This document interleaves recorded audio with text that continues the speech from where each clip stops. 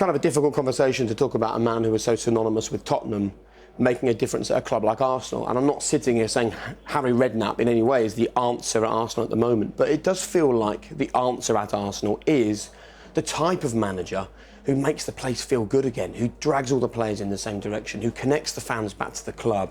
And it doesn't feel, does it, like under Emery, and he's been there now a couple of seasons, it doesn't feel like that's happening.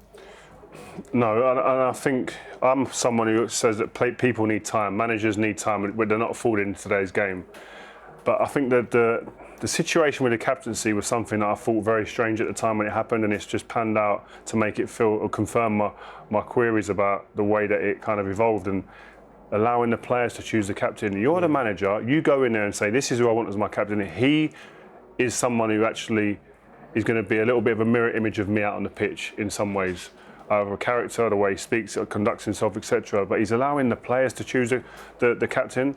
And for far too long, we were speaking off air before, far too long at this club, there has been a lack of leadership on the pitch. There has been a lack of characters, the right characters, from the likes of even from the way that great player, but William Gallas had a tantrum on the pitch at Birmingham that time. You just sense that it imploded in over a decade. You've both said that today. Yeah, but surely someone at Arsenal, it's Edu now, looks at it and goes, right, we need to recruit characters. I am fascinated to hear from the two of you about the dressing rooms you've played in and how the characters in that dressing room have dictated what happens. It's very difficult to do it overnight. You know? Right. Edu's in the job at the moment, and for me, one of the main things he's got to do is he's got to set up an almost. These are the non-negotiables. We're Arsenal Football Club. If we're getting beat, this is how we behave. If we're winning games, this is how we behave. This is what it means to be. It seems to be forgotten what it means to be an Arsenal football. The Man United players, right, and I'm not just Rio. I'm talking. All the players who come through the system at Manchester United, the ones that made it to any, they had something common, they had something tangible all together. It was like an attitude, it was a horribleness, on the pitch, and that was bred into them from a young age at that club. And I'm seeing something at Chelsea with the academy set up.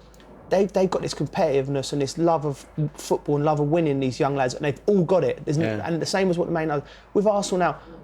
I question, what does it mean to play for Arsenal? How do you behave? You know, and I think that's got to come from the top, right? But when you look at the ownership situation at Arsenal, that's all a bit disjointed as well. This fella owns 20%, this fella owns 30%.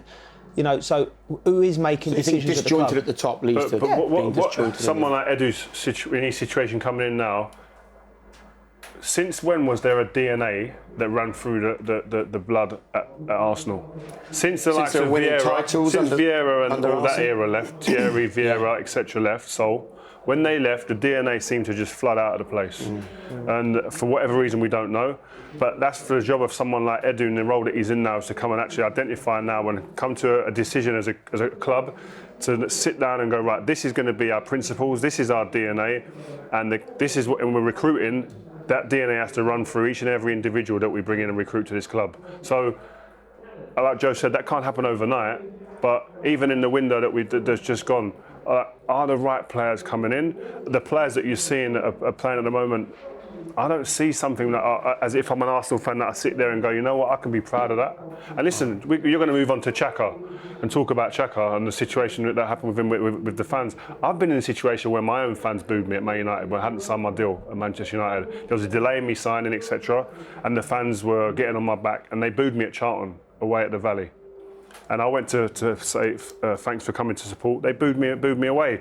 But you can't be emotional in them situations, and you've got to take it on the chin. That's what you're paid to do. You're paid to take the good, the bad, the rough and the smooth. It was more than booing though. The things he's come out and said were being said about his family. You think whatever you have to deal with that? Should you have to deal with that? You shouldn't have to deal with it, but listen, you get booed, you get like people saying ridiculous things to you from a kid growing up.